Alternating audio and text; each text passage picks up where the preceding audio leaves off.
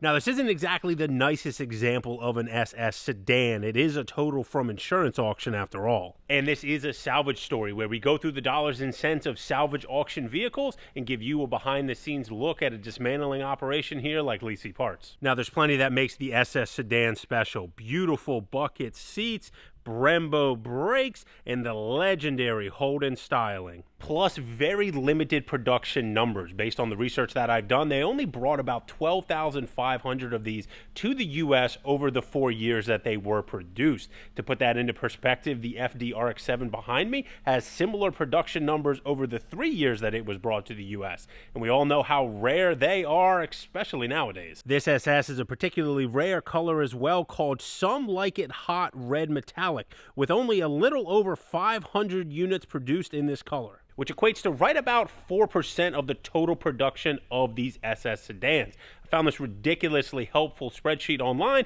which I'll link down in the description below in case you're curious on the production numbers and the trim configurations for these cars. We thought very seriously about fixing this car, but just a little bit too much damage and then parts scarcity is what ultimately did this car in. The driveline on the SS sedan is the absolute star of the show, though. And if this is good, then this will be an absolutely fantastic parts car. The bid on this was only $7,900, and there's tons of fantastic parts on it.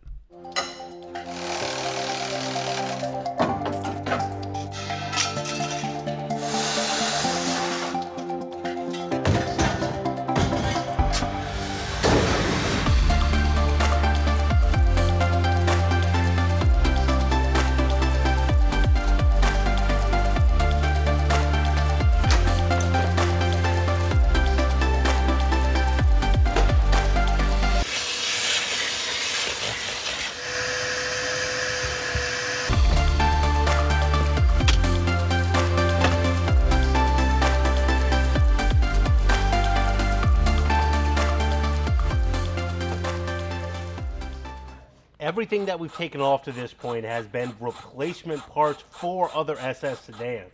The driveline, though, this right here is a hot rodder's dream.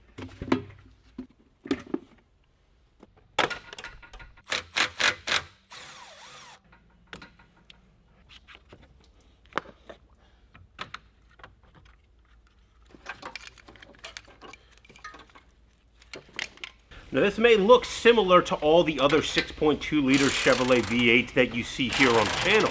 The difference comes into play that this is a true LS3 with a 6L80 behind it. If, for instance, this was a 5th gen Camaro, it would be an aluminum 6.2 liter, but it would be an L99 variant. And what that is a displacement on demand version of the LS3. Now, where that comes into play is when you're modifying the vehicle. You have to do a DOD delete on those types of motors, and that adds cost and complication. This thing is ready to bolt into any hot rod out there, and it will be easy to tune and modify.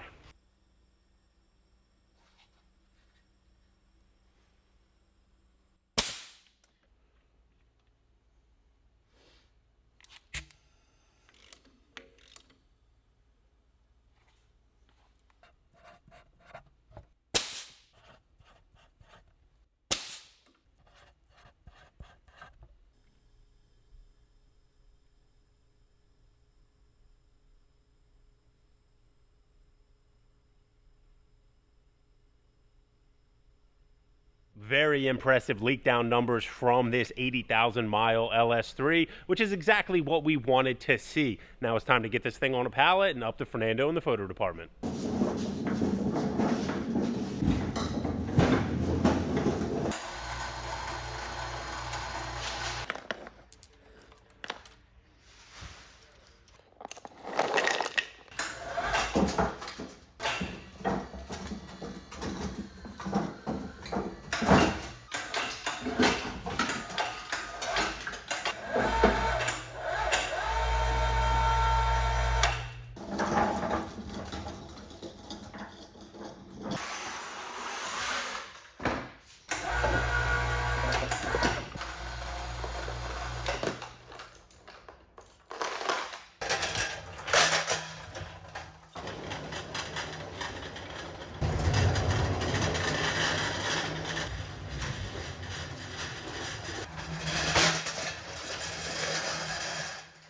The engine dropout is by far the most important piece of the puzzle, but we still have plenty of work to do with several big ticket items left for us to address.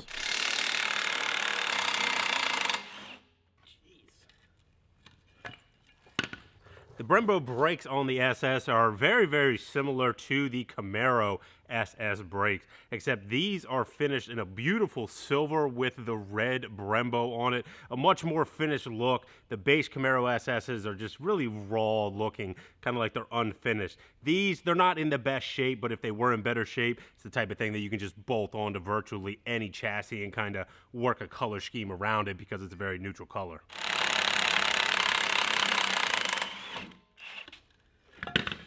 These rotors have some of the biggest lips that I've ever seen. These things should have been changed like 10,000 miles ago. I got the driver's side rear caliper removed, no problem, but when you move over to the passenger side here, you can see that we can't even get our tool in here like I did on the other side, and that's because there's definitely some suspension damage on this back corner. This was the side that was kind of really cambered in at the top. When you kind of start diving a little bit deeper, you see some chipping paint there, and then check that out. It just buckled in that upper part of the subframe there. We weren't going to be keeping anything from this side besides the axle. There's a lot of play in the CV where the axle is absolutely fine, but I had my concerns about the suspension, and with this drop down, you can see just how collapsed and damaged the side of this suspension here is.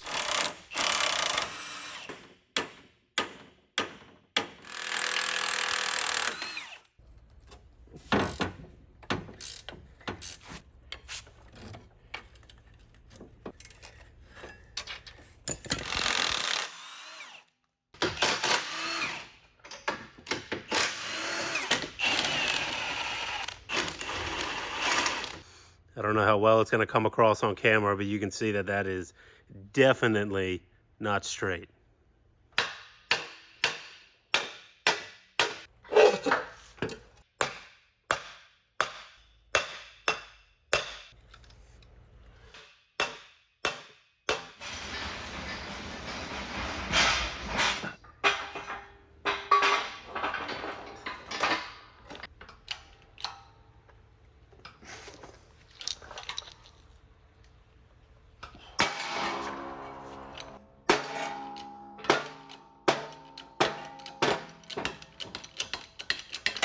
Now, besides the differential itself, the only other piece off of the rear subframe that we want here is this electric rear e-brake. And I found something very cool on this car regarding that. When I was preparing to drop the rear subframe, I noticed that the tunnel itself here has the mounting position for where the cables would run if this was a lever-driven e-brake. Because this is electric and you saw where it is mounted on the top of the subframe, this has to be a trans tunnel that is shared with another car. It very well might be the G8 GT because these are very similar chassis and this is just the next iteration of it, but I thought that it was pretty cool to see that as far as the production standpoint, and I'm very curious if it is the G8 GT that this car shares a trans tunnel with.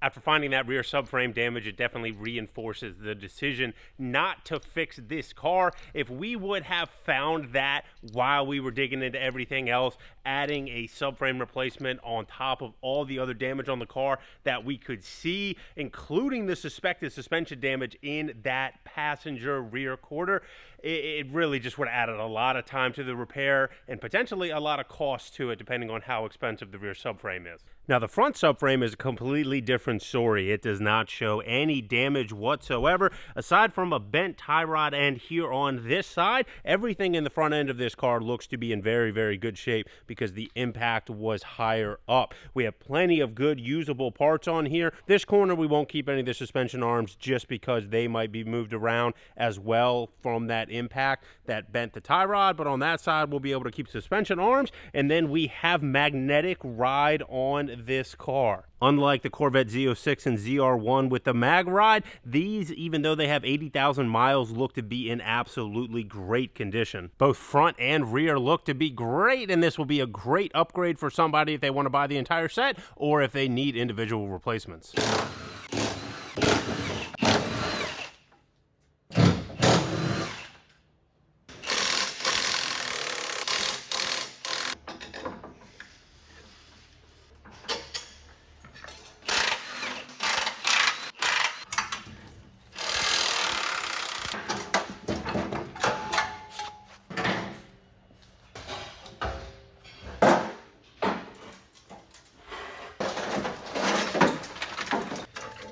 The main dash wiring harness. This is the last piece to come out of this car and pretty much the reason why we had to tear so much of it apart. We got a lot of good parts in the process, but this is what we were after. Let's head on over to the photo department and see how Fernando's doing.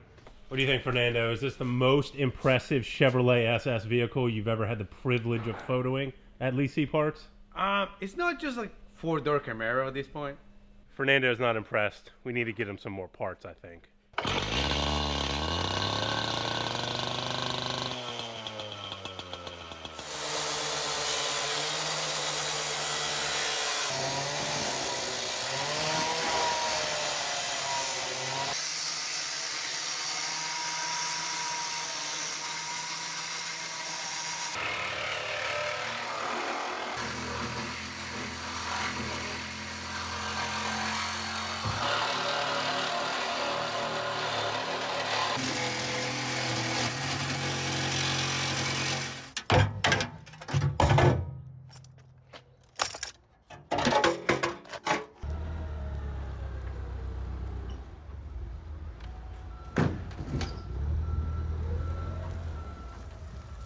We have removed every conceivable part off of this Chevrolet SS that we will be able to store and ship.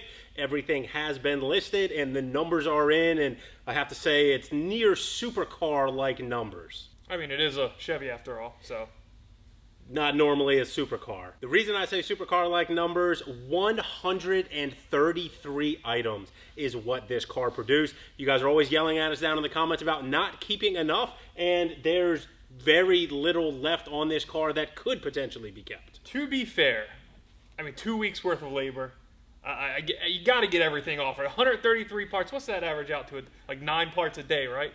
Carrington is sliding the jokes in early here. We'll get to that a little bit later when we talk about the labor for this car. I will admit it took me a while to get this one apart. Now, another important point is that we already sold 5 additional items. A couple of them being the higher ticket items, the front bumper, one of the fenders. Not a surprise at all that both of those body panels went virtually instantly. The total on the parts already sold is $1,919. Not bad. Now, when we take a look at what is left listed, this is going to look very different than what you normally see. That LS3 6L80 is number 1 on the list, almost $9,000 price tag, and I have to imagine we probably won't have it very long. No, you can't. No. I'm sure you've already told them about the differences, and the true LS3, big money. Big money. These are the only cars you can get a true LS3 6L80 out of. If you want a naturally aspirated LS motor and an automatic transmission, that's the one to go with. Yeah. There's not a better option. 100%. Period. The only other item that we have left that's over $1,000 price tag is the set of seats. And the seats on this is maybe a little bit different than something like a Camaro. The Camaros are swapped a lot into resto rod projects. These SSs being a little bit more rare. They're a very, very attractive seat, but I don't know if the market is there quite as much for the resto rod swaps. I believe, and don't quote me on this, which you guys have no way to back this up or, fact check me here, so I guess it doesn't really matter, but I think the last set we sold did go into an old car. Okay. I can't recall what kind of old car. So maybe the custom fabrication route. I think that they're a great seat. We've touched on them a couple times already. So if people are using them in old stuff, kudos. And now from here, this is where it starts to look a little bit different. You have those mag ride shocks that we talked about earlier. You have some more body panels. You have some more driveline stuff. You have the Brembos here, which even though they're a much more attractive set of brakes than those Camaro SSs, they don't really command anything from a price tag standpoint. They're a little bit closer to what the red 1LE Brembos sell for, and these ones aren't in the best shape overall, but they are much better looking than the 5th gen Camaro base models. The problem is Chevy screwed this up for everybody. They made them so cheap new that we can't get anything for them used. Basically, there's a pretty low ceiling on them pretty much no matter what they come off of. As we keep scrolling down, you can see we are already into the $500 price point. You have an entire loaded trunk with the taillights. I'm kind of surprised we still have that. I have to imagine that will be something that goes relatively early. And pretty much on down, you start getting into the volume on this car, which is why it took so long to get it apart, is we took so much off of it. I say we, I was the only one working on it. Carrington was laughing at me from the sidelines. 12 hours a day, 7 days a week. He, really put his time and effort into this. I think the total, we'll get into the dollar value in a little bit, but I think the labor hours was something like 200 and some hours. That's actually not possible, but we'll let him, what's the word here, indulge a little bit. You're over-exaggerating, whatever you want to call it. Now, as we keep scrolling down, you can see, again, you're into like the normal stuff. We don't even usually talk about this stuff on the breakdown because, frankly, it's pretty much just boring replacement market stuff. Very boring stuff, which is why I have nothing to say about it. One thing that we've also touched on is that this is basically a shared platform in some aspects with the G8 GT. So there might be some crossover with some of these parts also, but we kept so much because we don't see these very often, and the deal that we got on this car, we're not going to get one at that price point again. So let's dive into the actual numbers themselves. Including the items that we already sold, we have a grand total of $35,147 for the parts. Again, 138 parts produced. The first thing that we have to take off is the purchase price of the car. Bid on it was $7,900. All in, once Copart got their cut, is $88,333. Brings us down to $26,314. This dirt cheap. These cars, I wish I would have screen recorded a couple that I've watched over the last 2 weeks as I've been recording this, because I haven't seen one go under 12 grand, and most of them were damaged in a higher rate than what we already got off of this car. Which is why this was probably the perfect car to rebuild, but Carrington threw me under the bus on that one. If you're one of the people that wanted to see this rebuilt, it's his fault because he was the one that actually bailed on it. It was a parts car for me the whole time. I bailed on it for a good reason, to build more Mopars, so I'm sure you guys understand. One important note on this, the rear bumper didn't show up with the car. That would have been probably like another maybe $1,000. It was in all the Copart auction photos. The transporter told us that it flew off on the way here, which has happened before. This one looked like it was pretty securely mounted though. Well, one of you guys probably have it right now. So if you have it, enjoy your new bumper. And the fact that that bumper wasn't there was actually one of the reasons I decided not to rebuild this car. It was kind of borderline for me. I didn't really need another project. I definitely didn't need another project, let me clarify there. And then when I had to spend $1,000 on a bumper that was supposed to come with the car anyway, you know, just guess it gets parted out. The final nail in the coffin. And speaking of transport, this was at our local Baltimore lot. We had only $150 in transport for this car. Now, we get to the labor on it. I have $1,000 for labor, which is on the high side. You've seen that in some of the supercar salvage stories that we've done before. You get labor that high. It didn't take me 2 weeks to get this thing apart, but it took me a good while. So that puts it at $6 an hour for your labor, right? $6 an hour. Apparently, I work very, very cheap. Selling fees. Any fee that we incur selling, whether it be credit card processing fees, eBay fees, we bundle in at a flat 10%, which is going to be another $3,515 coming off. Now, shipping expense. Again, the majority of the parts produced from this are smaller items. They aren't going to cost a ton to ship. There's a couple big ticket items, but the majority of it is small stuff. It's going to go ground shipping, and for that reason, we have a pretty low $3,000 in shipping expense. And last but not least, the dead inventory, which I'm going to let Carrington explain before I tell you the number. Oh, the stuff that sits around that really never sells, we have to discount to $3 to sell, or that we end up throwing away 5 years from now. I don't anticipate that a lot of what we took off of this car is going to fall into that category, and I have it at 15%, which is $5,272. And the reason for that is the majority of the value that we're getting out of these cars from a dollar figure standpoint is from a very, very small amount. So if we have stuff 5 years from now, it's going to be maybe a cheap module, something small. It's not going to be overly expensive, which is why we have it at 15%, which is significantly lower than some of the other higher dollar supercar salvage stories that you've seen. And he's right. That is, it sounds like a lot of money, right? $5,000. And when you have 130 some parts, you think a lot of that's going to sit around. And the one redeeming factor for this car is the fact that we don't do them very often. If we did one of these every week and we had 10 of this wiring harness that's specific to an SS, or 10 of some other part that you can only find on an SS, then the market for that becomes really small, and some of that stuff takes forever to sell. But the fact that this is such a one-off thing because of the entry price, we can't get them this cheap. I think we stacked up a lot of nice parts that even if they take a year to sell, they will sell. And I think the number's spot on, even with all those parts.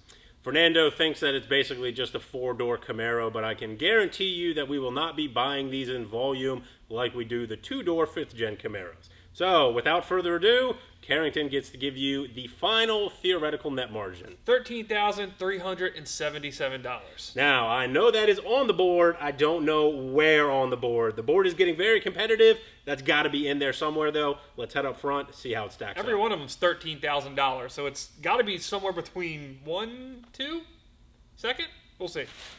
You don't want to stay for the results? What is it? You don't want to see where she goes on the board, Fernando? Yeah, sure. 13,377. Correct. So what do we got? Number 3. All right. Look, I'm always for moving a Mustang down the board. If I could, I'd cheat and just take this right off, stick it in the loser bracket. But instead, the old Camaro ZL1 gets knocked off. The Hellcat stays because, of course it does. It's a Hellcat.